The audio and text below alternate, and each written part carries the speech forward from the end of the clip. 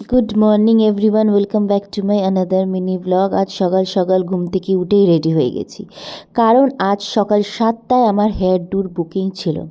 তো সেই জন্য তারপরে ঠিক টাইমে বেরিয়ে পড়লাম এবং সেখানে পৌঁছে গিয়ে আমি আমার কাজও করে নিলাম টাইম মতন। আর আজকে সকালটা ভীষণ ঝলমলে ছিল, রোদের ব্যাপারটা খুবই সুন্দর লাগছিল। তো যাই হোক, কাজকর্ম করে বাড়ি ফিরলাম।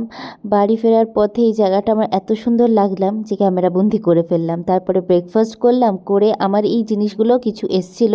এটা হচ্ছে একটা মিনি সাইড ল্যাম্প, যেটা আমি আমার বেডরুমে সেট করেছি। আবার ইভিনিংয়ে আমার হেয়ার ডু বুকিং ছিল, সেখানে গেলাম, সেখানেও কাজ হেয়ার ডুই ছিল। সেটা করে বাড়ি ফেরার পথে একটু গেছিলাম বাটাতে।